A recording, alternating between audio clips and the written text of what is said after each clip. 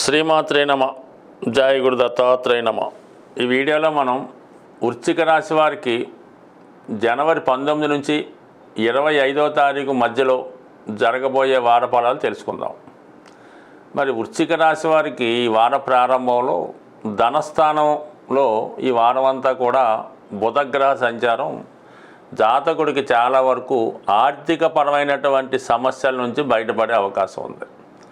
ఒక విధంగా లాభాధిపతి అష్టమాధిపతి ధనస్థాన సంచారం వల్ల ఒక విధంగా చిట్ ఫండ్స్ ద్వారా కానీ, అలాగే ఇన్సూరెన్స్ ద్వారా కానీ, ఏదైనా ప్రైజ్ మనీ కానీ, ఏదైనా ఒక బ్యాక్ డోర్లా వచ్చే లంచం లాంటిది వచ్చే అవకాశం ఉంది.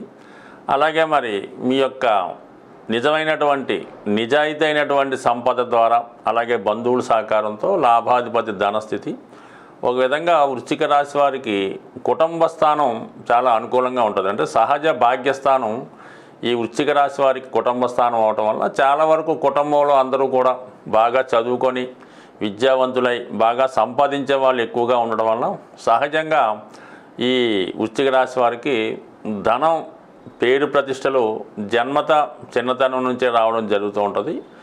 అలాగే వారి యొక్క వ్యక్తిగత సామర్థ్యంతో దాన్ని ఇంకా పెంచుకునే ప్రయత్నం చేయడం జరుగుతూ ఉంటుంది. అంటే ఓవరాల్గా ఈ వారం అంతా కూడా ఇంచుమించుగా బుధగ్రహ అనుగ్రహంతో జాతకుడికి అటు కుటుంబ వ్యవస్థ, కుటుంబ సంపద పెరుగుతుంది, కుటుంబ గౌరవం పెరుగుతూ ఉంటుంది, వ్యక్తిగతంగా మీ ఆదాయం కూడా అనుకూలంగా ఉంది. దానికి అనుకూలంగా తర్వాత వ్యయాధిపతిగా ఉన్నటువంటి శుక్రుడు చతుర్థ స్థాన సంచారం అక్కడ ఉన్నటువంటి శని భగవానుడితో కలియడం వల్ల జాతకుడు ఏదైనా ఒక స్థిరాస్తి కొనుక్కునే ప్రయత్నం ఫలించే అవకాశం ఉంది. లేదా ఏదైనా కొత్త వాహనం కొనుక్కునే ప్రయత్నం నెరవేరవచ్చు. లేదంటే ఏదైనా భార్యకి విలువైనటువంటి బంగారు ఆభరణాలు, గృహంలో కావాలన్నటువంటి ఖరీదైనటువంటి ఫర్నిచర్ వస్తువులు లాంటివి కొనడం జరుగుతూ ఉంటుంది. అలాగే చాలా వరకు మరి జాతకుడికి వ్యక్తిగతంగా కుటుంబ సభ్యుల యొక్క వివాహ ప్రయత్నాలు ఏమైనా ఉంటే అవి ఫలించే అవకాశం ఉంది. మొత్తం మీద చతుర్థ భావ ఫలితాలు అనుకూలించడం వల్ల జాతకుడు ఏదో స్థిరాస్తి కొనుక్కునే ప్రయత్నం జరుగుతుంది. కుటుంబంలో సభ్యులందరూ కూడా సంతోషంగా ఆనందంగా గడిపే అవకాశం ఉంటుంది. అలాగే ఏదన్నా ఒక తీర్థయాత్ర కానీ పుణ్యక్షేత్రాలను కానీ దర్శించే ప్రయత్నం చాలా వరకు నెరవేరే అవకాశం ఉంటుంది. ఇక రవి 3వ స్థాన సంచారం అంటే దశమాధిపతి 3లో సంచరించడం, ముఖ్యంగా 3వ స్థానం అన్నది ప్రోగ్రెస్ చెప్తూ ఉంటుంది. కాబట్టి ప్రభుత్వ వ్యవహారాలు ఏమైనా ఉంటే అవి సానుకూలంగా మీకు అనుకూలంగా ఉంటాయి.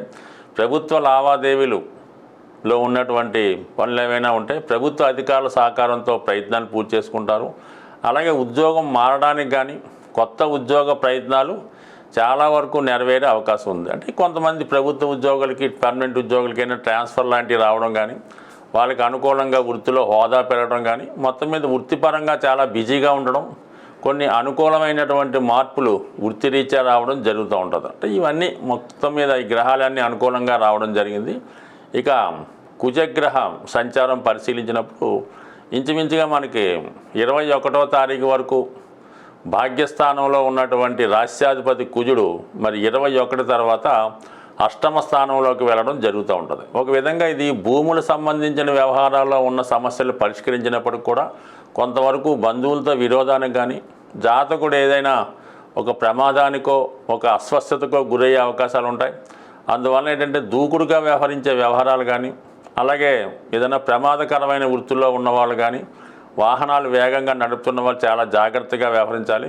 ఏదైనా కొన్ని ప్రాంతాల్లో ఈ ఎవరిదైనా సంప్రదింపులకో సెటిల్మెంట్స్కో వెళ్ళినప్పుడు ఎవరన్నా ఇంకొకరిని తోడు తీసుకొని వెళ్ళాలి తప్ప సడన్గా మీరు కోపం పెరగడం వల్ల, అవతల వారి కోపం పెరగడం వల్ల చిన్న చిన్న ఘర్షణ వాతావరణం జరిగే అవకాశం ఉంది. శరీరానికి ఏదైనా ఒక గాయాలు తగిలే అవకాశం ఉంది. కాబట్టి చాలా వరకు జాగ్రత్త వహించడం అన్నది చాలా వరకు మంచిది. ఇక గురుగ్రహ అనుగ్రహం మీకు చాలా వరకు సప్తమ స్థానంలో ఉండి రాశిని వీక్షించడం వల్ల, అటు ధనాధిపతిగా పంచమాధిపతిగా వీక్షించడం వల్ల అటు దైవబలం చేకూరుతుంది, పూర్వపుణ్యం లాభిస్తుంది, అలాగే ఆర్థిక పరంగా అనుకూలంగా ఉంది. అంటే గురువు ఎప్పుడైతే రాశిని వీక్షించాడో చిన్న చిన్న ఇబ్బందుల నుంచి కానీ ప్రమాదాల నుంచి కానీ బయటపడడం అవకాశం ఉంటుంది. దైవబలం సంపూర్ణంగా ఈ రాశి వారి మీద ఉండడం వల్ల చిన్న చిన్న సమస్యలు వచ్చినప్పుడు కూడా ఓర్పుతో సహనంతో వ్యవహరించడం వల్ల దాటి నుంచి బయటపడే అవకాశాలు చాలా బలంగా ఉంటాయి. స్వస్తి. చాలా వరకు ఈ గోచార ఫలితాలని చూస్తున్నవారు, దాన్ని ఫాలో అవుతున్న వారికి మనం చెప్పినటువంటి విషయాలు చాలా వరకు జరగవచ్చు, జరగకపోవచ్చు. దానికి కేవలం మీ యొక్క గోచారమే కాకుండా మీ గృహంలో, అంటే మీరు నివసిస్తున్నటువంటి గృహంలో, అది అద్దిల్లైనా సొంత ఇల్లైనా కొన్ని వాస్తుపరమైనటువంటి ఇబ్బందుల వల్ల అయితే అవ్వచ్చు. అలాగే కొంతమందికి, కొన్ని రాసుల వారికి, కొన్ని వర్గుల వారికి కొన్ని దిక్కులు ఇబ్బందికరంగాను అనుకూలంగా ఉండే అవకాశం ఉంటుంది. అంటే మనం అనుకూలమైనటువంటి ఫేసింగ్లో మెయిన్ గుమ్మం ఫలానా దిక్కులో ఉన్నప్పుడు కొంతమందికి అనుకూలించే అవకాశం ఉంది. సాధారణంగా మనం గృహంలో నివసిస్తున్నప్పుడు ఆర్థిక పరంగా చాలా ఇబ్బందులు పడుతున్నాం, అప్పులు ఎంత కష్టపడినా తీరడం లేదనుకున్నప్పుడు ఖచ్చితంగా గృహంలో వాయువ్య దోషం ఉండే అవకాశం ఉంటుంది.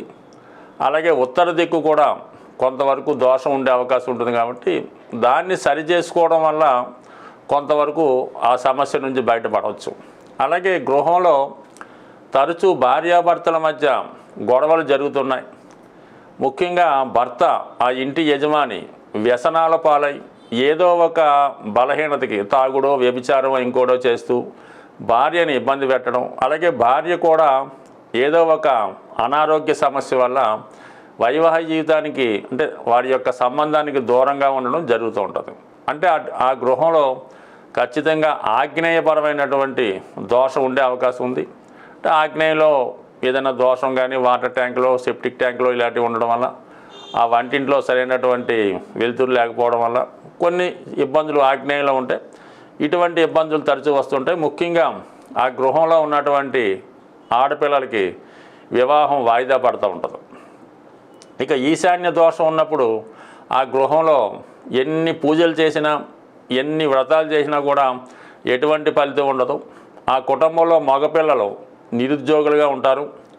తండ్రి గారితో విభేదాలు వచ్చే అవకాశం ఉంది. అటువంటప్పుడు ఈశాన్య దోషాన్ని సరి చేసుకోవాల్సి ఉంటుంది. ఇక నైరుతి దోషం ఉన్నప్పుడు తరచూ కోర్టు కేసులు, ఇంట్లో ఏదో ఒక పిల్లలకి యాక్సిడెంట్ అవ్వడమో, పెద్దవారికి యాక్సిడెంట్ అవ్వడమో, ఏదో ఒక అనారోగ్యం రావడం, తరచూ హాస్పిటల్ చుట్టూ తిరగవలసి ఉంటుంది. అటువంటప్పుడు నైరుతి దోషం ఉందని గమనించి దాన్ని సరి చేసుకోవాల్సి ఉంటుంది. అలాగే ఆ కుటుంబంలో వివాహం అయింది, కొత్తగా 5 సంవత్సరాలు 6 సంవత్సరాలు అయినా కూడా వివాహం జరిగినా కూడా సంతానం కలగడం లేదు అన్నప్పుడు కూడా మీకు నైరుతి దోషం ఉండొచ్చు. లేదా నైరుతి వీధిపోటు లాంటివి ఉండడం వల్ల కూడా ఆ వంశం అక్కడితో ఆగిపోయే అవకాశం ఉంది. అలాగే ఈశాన్యం ఎటువంటి ఇబ్బంది ఉన్నా కూడా మరి ఆ వంశం అభివృద్ధి చెందకుండా ఉండే అవకాశం ఉంది. ఎప్పుడన్నా సరే ఒక గృహంలో ఈశాన్య దోషం ఉంటే కంపల్సరీగా నైరుతి దోషం ఉంటుంది. ఆగ్నేయ దోషం ఉంటే వాయువు దోషం ఉండే అవకాశం ఉంది. ఇక వాయువు దోష ప్రభావం అంటే ఇంట్లో ఏదో లవ్ అఫేర్సు, అక్రమ సంబంధాలు ఉండే అవకాశం ఉంది. అలాగే ఈశాన్యం దోషం వల్ల ఆ ఇంట్లో ప్రథమ సంతానం మీద, ఆగ్నేయ దోషం వల్ల ద్వితీయ సంతానం మీద, వాయువు దోషం ఉంటే తృతీయ సంతానం మీద ఎక్కువగా ప్రభావం చూపించే అవకాశం ఉంది. ఒక గృహంలో తూర్పు కంప్లీట్గా స్ట్రగుల్ అయినప్పుడు, తూర్పు సంబంధించిన ఈ దోషం ఉన్నప్పుడు కేవలం ఆ గృహంలో స్త్రీ సంతానం మాత్రమే కలుగుతూ ఉంటారు. అలాగే ఉత్తర దిక్కు ఏమాత్రం వాస్తుపరంగా ఇబ్బందులు ఉన్నా, టాయిలెట్స్ వంటి ఉన్నా కూడా మరి ఆర్థికపరమైన సమస్యలు, అలాగే ఆ కుటుంబ యజమానురాలకి, స్త్రీకి ఏదో ఒక అనారోగ్య సమస్య, ముఖ్యంగా పిల్లలు నిరుద్యోగులుగా ఉండడం, ధనం సంపాదించకపోవడం, ప్రతి విషయానికి కూడా ఆ కుటుంబ పెద్ద మీద ఆధారపడి ఉండడం, ఏదైనా వాస్తుపరమైనటువంటి దోషాలు చాలా వరకు జాతకుడి మీద ప్రభావం చూపిస్తూ ఉంటాయి. జాతకుడి యొక్క దశ బాగున్నంతకాలం వాస్తు పెద్దగా ఏమీ ఇబ్బంది పెట్టదు. ఎప్పుడైతే జాతకంలో చెడు గ్రహాల దశలు కానీ, ఏలినాటి శని మొదలగు లాంటి గోచార ప్రారంభమైనప్పుడు వాస్తు కూడా ప్రభావం చూపడం జరుగుతూ ఉంటుంది. బట్ రెండు కూడా ఏదైనా జీవితం బాగుపడాలి, మనం అన్ని విషయాల్లో అభివృద్ధి చెందాలంటే మీ యొక్క జాతకంతో పాటు కంపల్సరీగా మీరు నివసిస్తున్నటువంటి గృహం యొక్క వాస్తు కూడా సరి చేసుకోవడం వల్ల అటు కుటుంబంలో అందరూ కూడా క్షేమంగా ఉండే అవకాశం ఉంది. ఒకసారి ఇటువంటి ఇబ్బందులు ఉన్నవారు మీకుగా పరిశీలించుకోండి. మంచి శాస్త్రజ్ఞుని చూపించి సరి చేసుకుంటే మరి రాబోయే రోజులు అదృష్టంగా మారే అవకాశం ఉంటుంది. స్వస్తి.